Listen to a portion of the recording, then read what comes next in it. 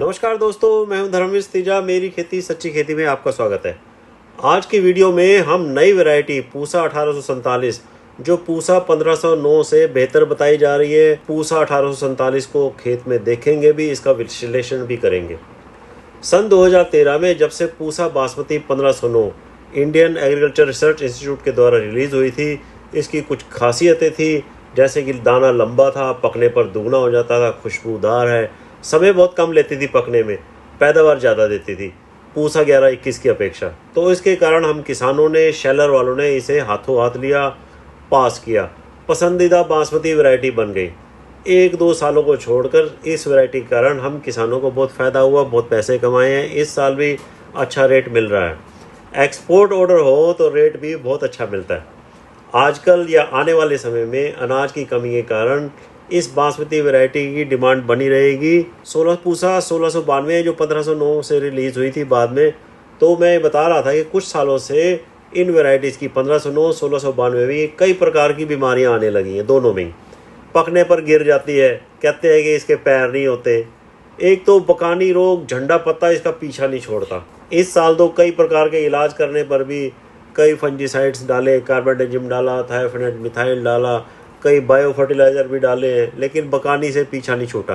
बकानी जो है ना, वो जो पत्ता जो है लंबा हो जाता है, झंडा सा बन जाता है, ये आप देख ही रहे हो, ये बड़े हो जाते हैं, फिर बाद में ये सूख जाते हैं।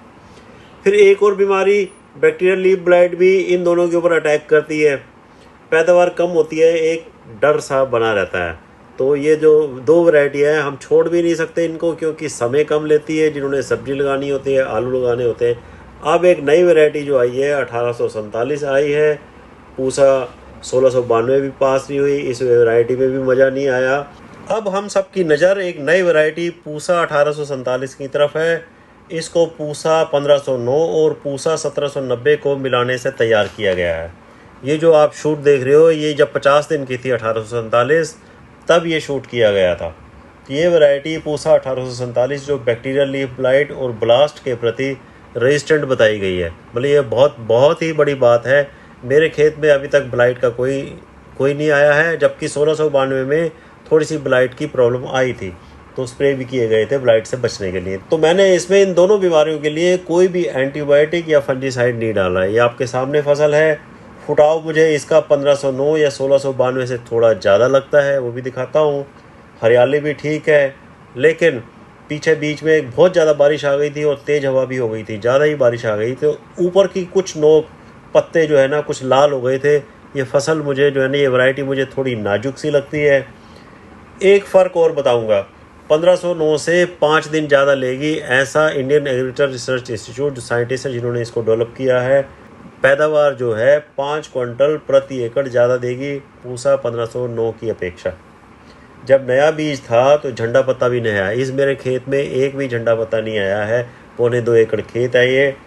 पूसा न्यू दिल्ली कृषि मेले में किसानों को 1 किलो पैकिंग में ये बीज दिया गया था। बीज की लंबाई भी 1509 जैसी थी।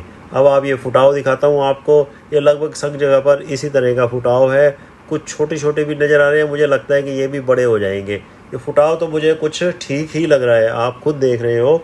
अगर ये दो बीमारियां ना आए और पैदावार ज़्यादा दे दे तो 5-7 दिन ज़्यादा ले ले तो हमें कोई फ़र्क नहीं पड़ता। जो सब्जी लगाने वाले हैं 5 दिन और भी रुक जाएंगे। अगेती फसल है, बासमती है, खुशबू है, दाना पूरा लंबा है। एक्सपोर्ट में इसकी बहुत डिमांड बढ़ जाएगी, क्योंकि इन बीमारियों के लिए हम कोई फंजीसाइड या इंसेक्टिसाइड कुछ स्प्रे ही नहीं करेंगे। जब बीमारी आएगी नहीं तो हम स्प्रे क्यों करेंगे। तो ये वैरायटी आने वाले दिनों में एक तहलका मचा सकती है, एक वरदान साबित हो सकती है हमारे लिए भी और एक्सपोर्टर्स के लिए भी।